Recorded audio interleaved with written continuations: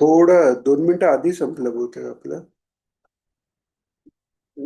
तर हे सद्ग्रंथाची नावं घेताना पण जास्तीत जास्त वेळा भावार्थ रामायणाचं नाव घेतलं. कारण बऱ्याच वेळा महाराजांनी सांगितलंय रामायण महाभारत म्हणजे राज्यकर्त्यांनी राजकारणातल्या लोकांनीही हे वाचावं म्हणून महाराज त्यांनी कित्येक प्रवचनात सांगितलंय.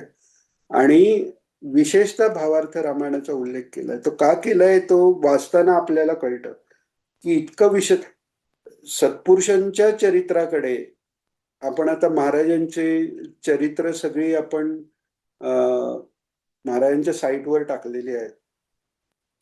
त्या घटना आपण वाचत गेलो. त्याच्यात कदाचित आपल्याला प्रेमामुळे गोडवा पण वाटला की महाराज असे वागले असे बोलले. पण हे रामायण वाचल्यामुळे आपल्याला अंदाज येईल की त्यांच्या एकेका हालचालीत काही काही आध्यात्मिक रहस्य पण दडलेली आहेत. ताई महाराज सांगायच्या की एकदा काहीतरी म्हणजे 95च्या पुढची गोष्ट आहे. 95 सालच्या की मध्येच अंथरुणात महाराजांनी अशी एकदम लाथ मारली म्हणजे पाय झटकल्यासारखं केलं. तर ताई महाराज म्हणाले की कोणाचा तरी संसार उद्ध्वस्त होणार होता, त्यांचं संकट त्यांनी नुसतं लाथेने उडवलं. इतकं एकेका हालचालीत त्यांच्या मोठा अर्थ दडलेला आहे. तर जरी एवढं आपल्या नाथ महाराजांसारखं सगळं नाही कळलं तरी निदान थोडीशी तरी त्या दृष्टीने आपण महाराजांचं चरित्र वाचू शकतो. आपण महाराजांचं चरित्र वाङ्मय हे सगळं साईटवर दिलं.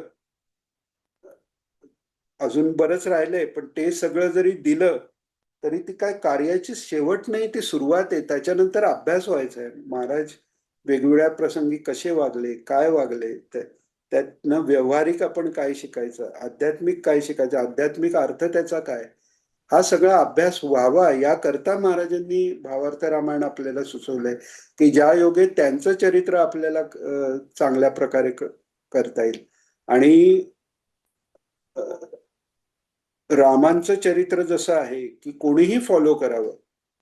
मोठ्या महाराजांनी जे आपण मगाशी बघितलं म्हणतात की सत्पुरुषांनी सांगितलेलं करावं, त्यांचं चरित्र ते वागतात त्याप्रमाणे वागू नये.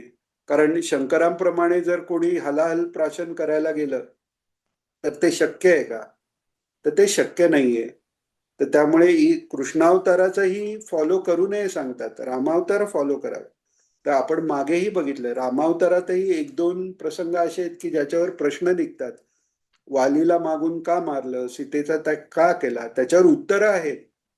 पण निदान प्रश्न तरी निघाले.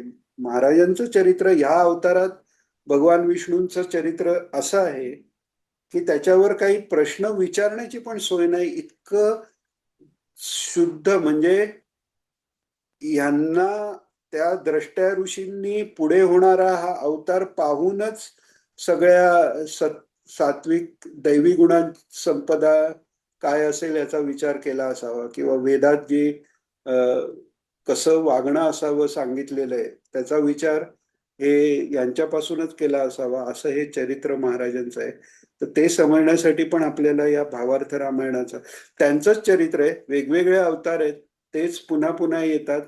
परित्राणाय साधूनाम विनाशायाचे दुष्कृताम धर्मसंस्थापनार्थाय संभवामी युगे युगे म्हणतात. तर त्यामुळे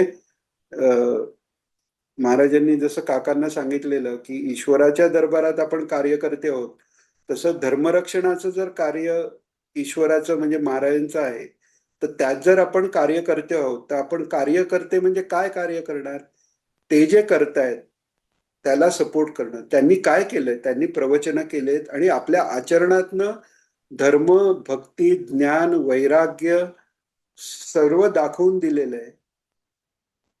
तर जगाचं रक्षण धर्माचं कसं होणार आहे, जर हे चरित्र आणि त्यांचे विचार सर्वत्र जर पसरले आणि ते समजता येईल अशा रूपात पसरले तर ते त्यांचं कार्य होणार आहे आणि ते कार्य होणारच आहे. पण त्यांच्या दरबारातले काही कार्यकर्ते म्हणून आपणही त्यांच्या कार्याला भार हातभाग लावून आपलं कल्याण करून घेणं हाच आपल्या जीवनाचा उद्देश आहे असं मी समजतो. तर एवढंच आज आपण इथेच थांबू. प्रार्थना करून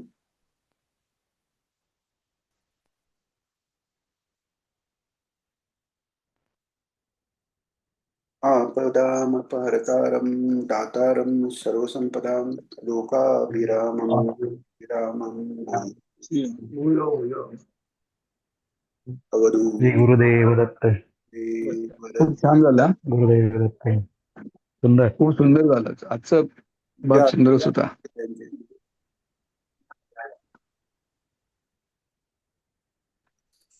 गुरुदेव गुरुदेव गुरुदेव